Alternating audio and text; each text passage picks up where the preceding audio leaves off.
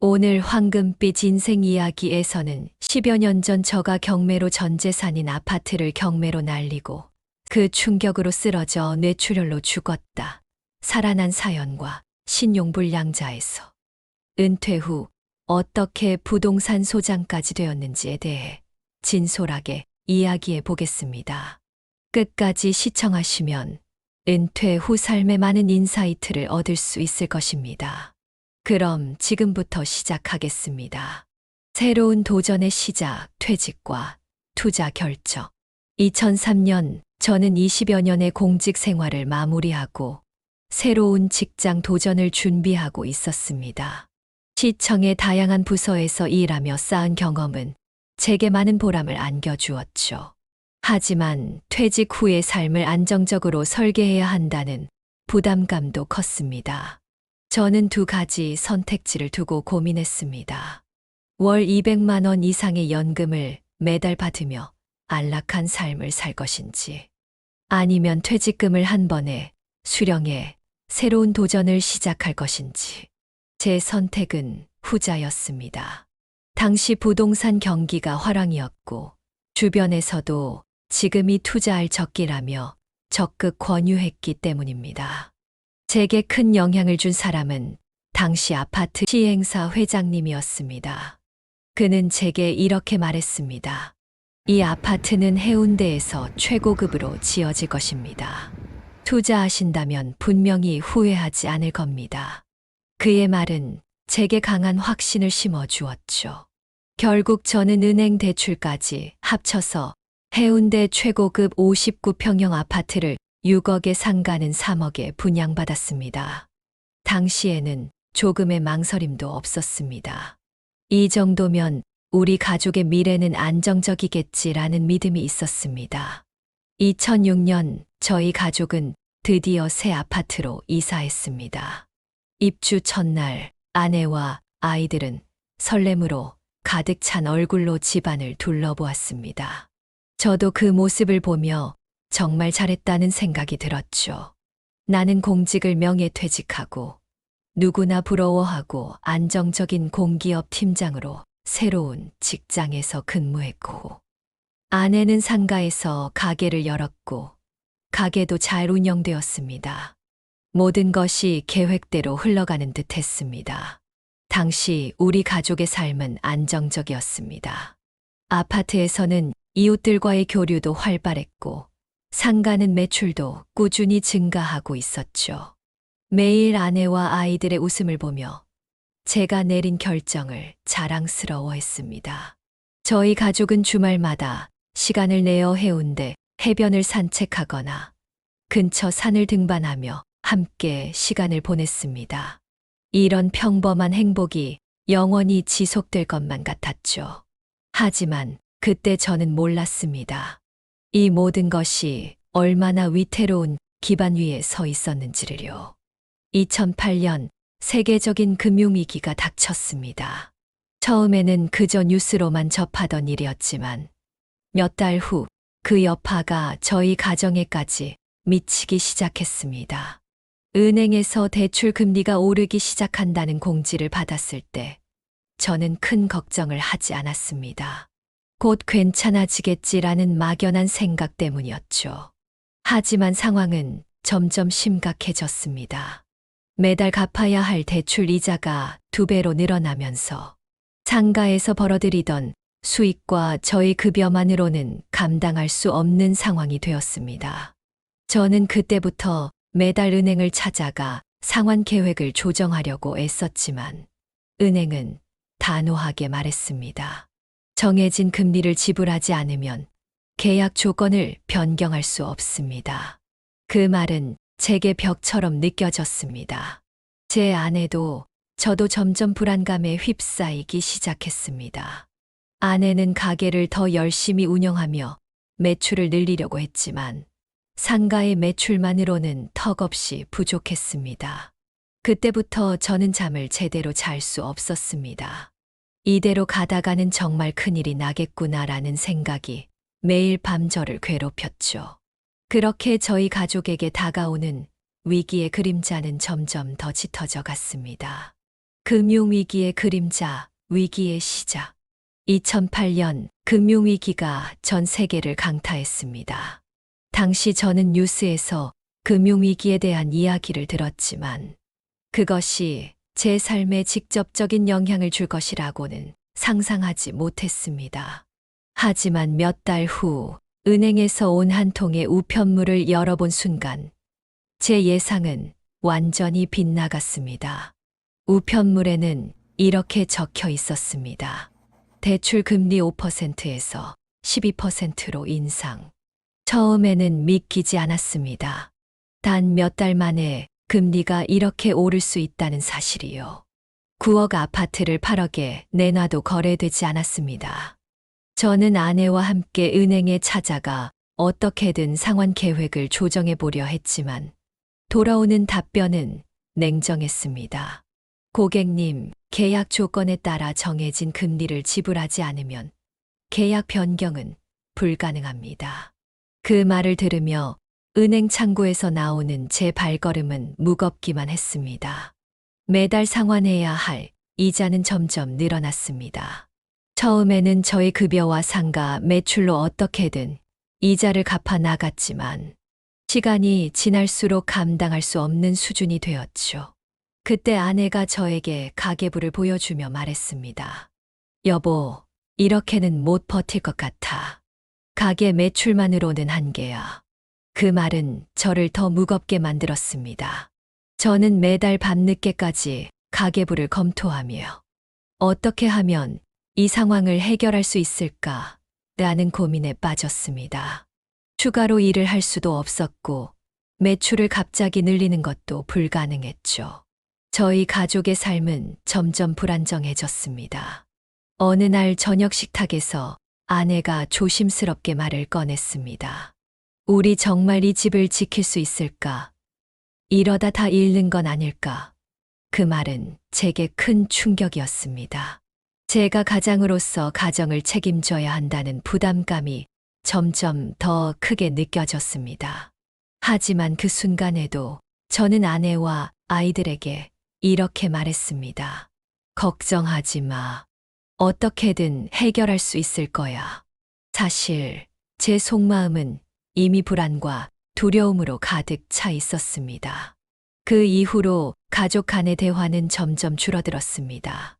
서로의 얼굴을 보면서도 모두가 같은 생각을 하고 있다는 것을 느낄 수 있었습니다. 이 상황에서 우리가 뭘 더 할 수 있을까? 라는 질문이요. 상가 운영도 점점 어려워졌습니다.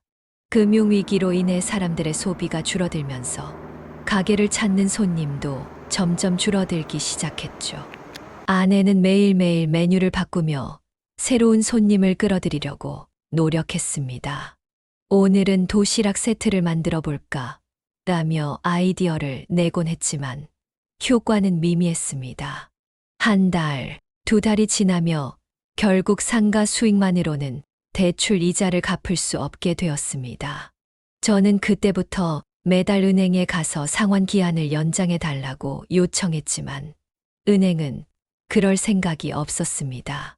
결국 점점 밀려가는 대출 이자와 원금은 저희 가족의 경제 상황을 완전히 무너뜨렸습니다.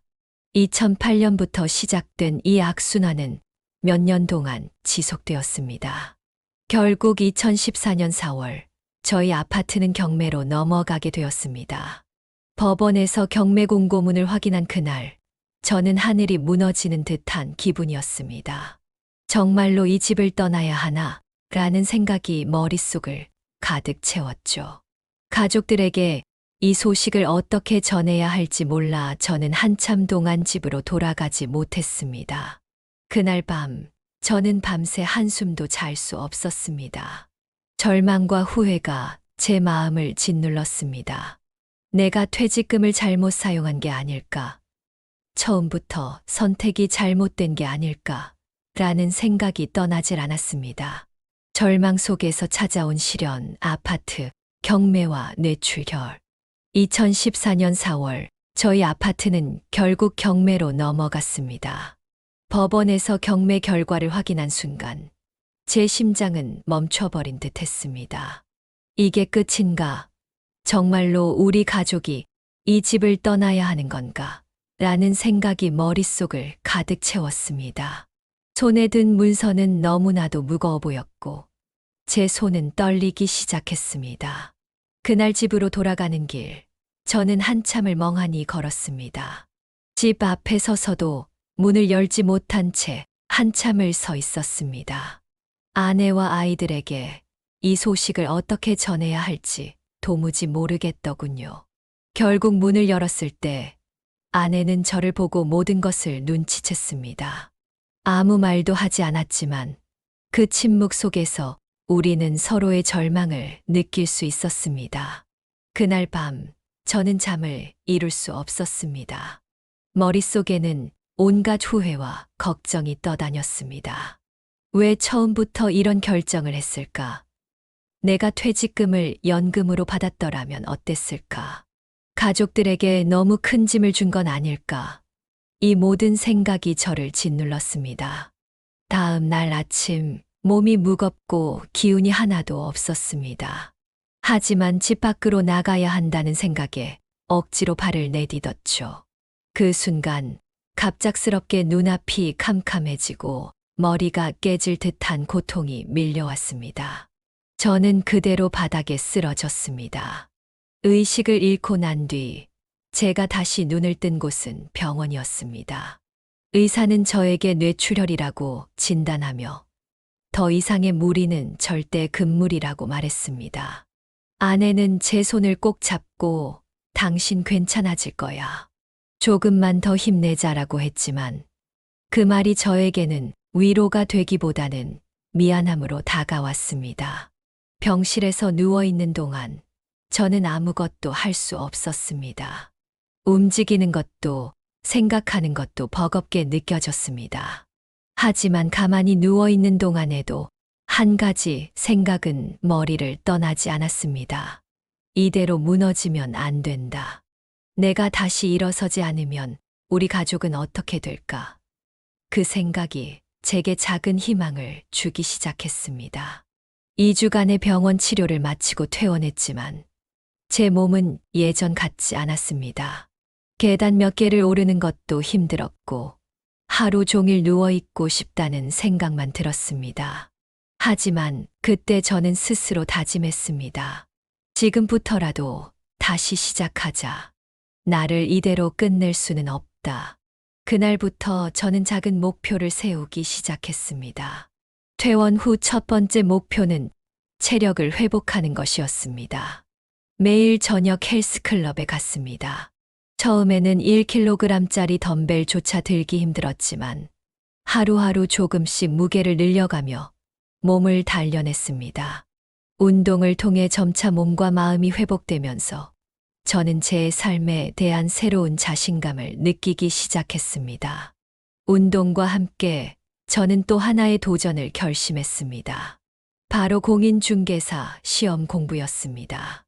은퇴 후에도 안정적인 직업을 갖기 위해, 그리고 우리 가족을 다시 일으키기 위해 저는 매일 몇 시간씩 책상에 앉아 공부했습니다. 처음에는 부동산 용어조차 낯설고 이해하기 어려웠지만 하루에 한 장씩이라도 제대로 이해하자는 목표를 세웠습니다. 공부는 쉽지 않았습니다. 머릿속에 잘 들어오지 않아 같은 내용을 반복해서 읽어야 했고, 시험 과목이 많아 진도를 맞추는 것도 어려웠습니다. 하지만 저는 이렇게 다짐했습니다. 오늘 할 수 있는 만큼만 하자. 하루하루 조금씩 나아가다 보면 결국 목표에 도달할 수 있을 거야. 그 다짐이 저를 움직이게 했습니다. 그렇게 저는 다시 시작할 수 있었습니다. 몸을 단련하며 체력을 회복했고 책상에 앉아 하루하루 공부를 이어갔습니다. 비록 그 과정은 고되고 힘들었지만 제 삶에 새로운 희망이 생겼습니다. 제가 다시 일어설 수 있었던 건 바로 포기하지 않겠다는 작은 다짐 덕분이었습니다. 작은 변화의 시작, 운동과 공인중개사 공부, 병원에서 퇴원한 이후 제 몸은 예전 같지 않았습니다. 계단 몇 개를 오르기도 숨이 찼고 손에 힘이 들어가지 않아 물 한 잔도 제대로 들 수 없었습니다. 하지만 그 상태로 계속 있을 수는 없었습니다. 제 가족을 위해, 그리고 저 자신을 위해 다시 일어서야 했습니다. 그래서 저는 작은 변화부터 시작하기로 했습니다. 퇴원 후 첫 번째 목표는 체력을 회복하는 것이었습니다. 평소 다니던 헬스클럽에서 매일 저녁 운동을 하기로 결심했습니다. 솔직히 말하자면 처음 헬스클럽에 가던 날 저는 두려웠습니다. 내가 이걸 할 수 있을까? 라는 생각이 머릿속을 떠나지 않았습니다. 첫날 저는 간단한 스트레칭과 가벼운 운동으로 시작했습니다. 1kg짜리 덤벨도 들기 힘들 정도였죠. 하지만 하루하루 조금씩 무게를 늘려가며 제 자신에게 작은 목표를 주기 시작했습니다. 내일은 오늘보다 5분 더 운동하자.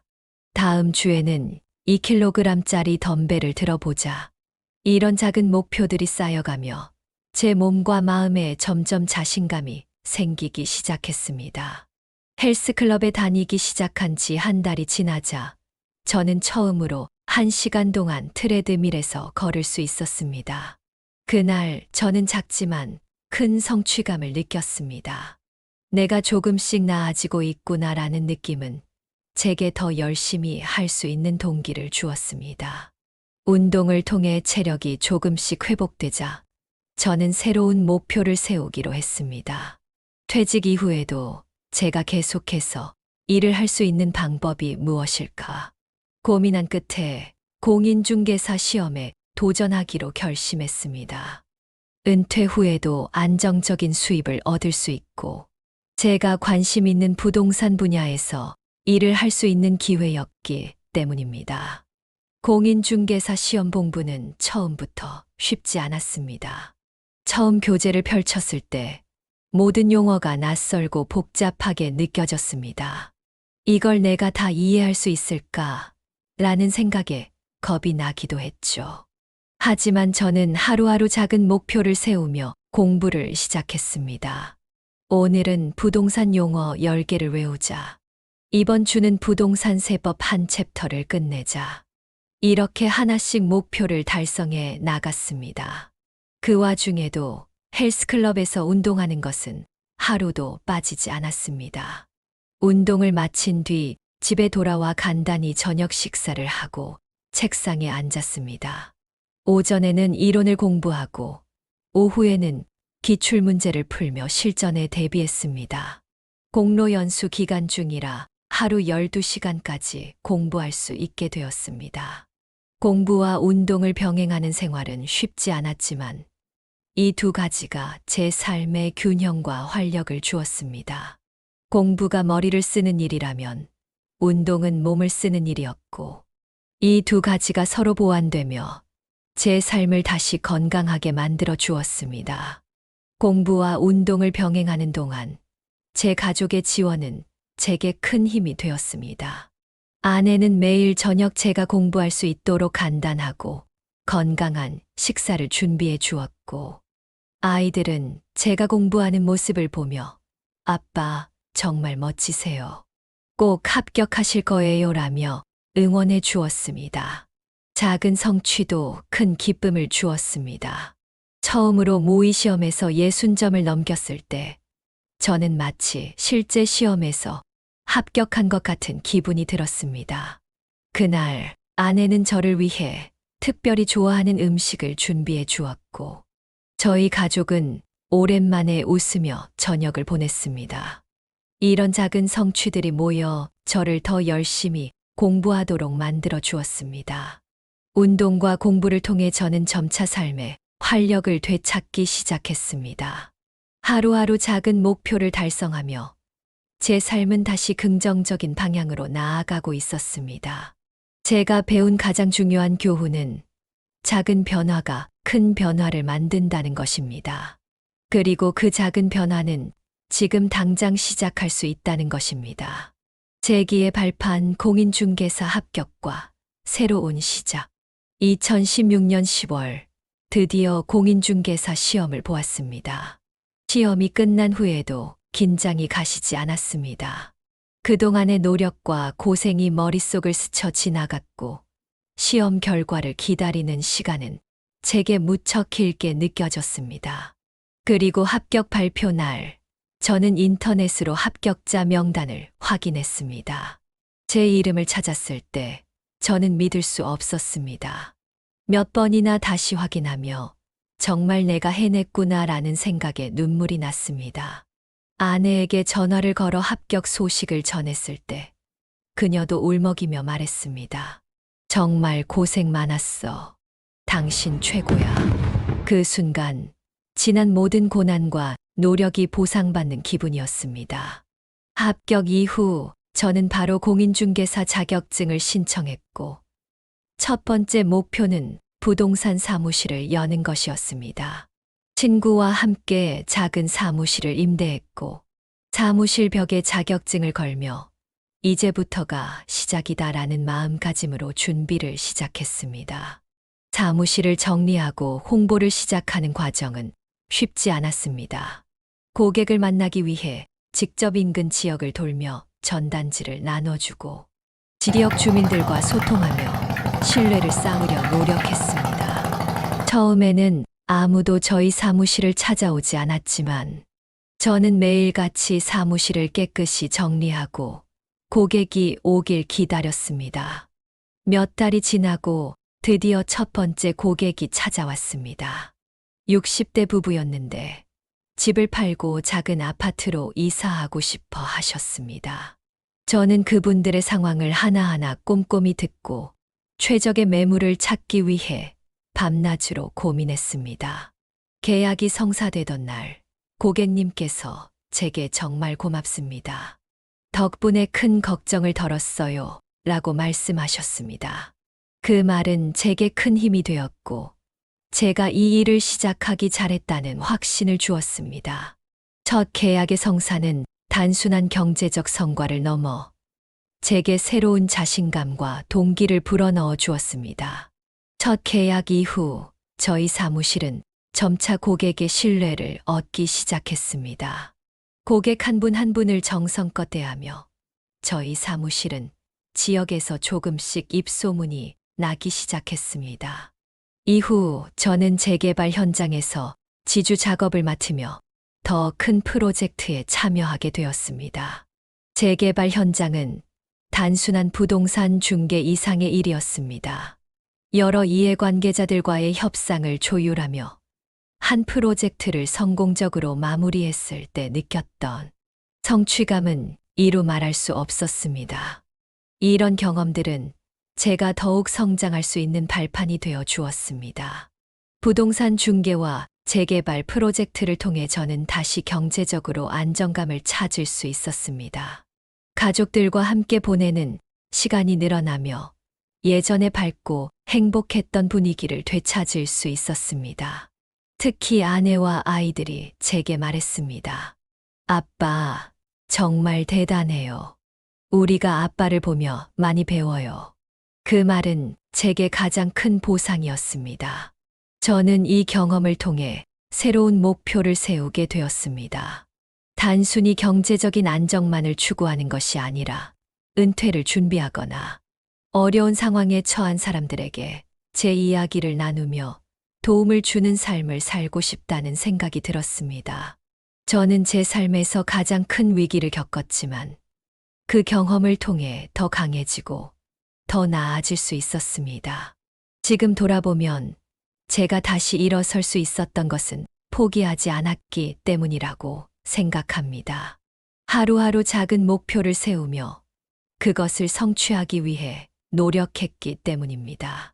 여러분도 혹시 지금 어려운 상황에 처해 있다면 절대로 포기하지 마세요. 작은 변화부터 시작해 보세요. 오늘의 작은 변화가 내일의 큰 성취로 이어질 것입니다.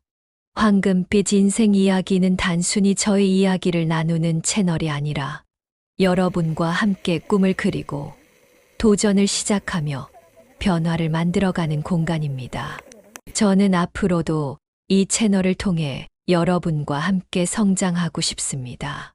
혹시 지금 새로운 도전을 시작하고 싶지만 어디서부터 시작해야 할지 막막하시다면 이 채널이 그 첫걸음이 되기를 바랍니다. 함께 고민하고 함께 나아가며 우리 모두가 더 나은 미래를 만들어갈 수 있기를 바랍니다. 끝까지 함께 해주셔서 감사합니다. 구독과 좋아요는 저에게 큰 힘이 됩니다. 앞으로도 더 나은 콘텐츠로 여러분을 찾아뵙겠습니다. 다음 영상에서 다시 만나요. 고맙습니다.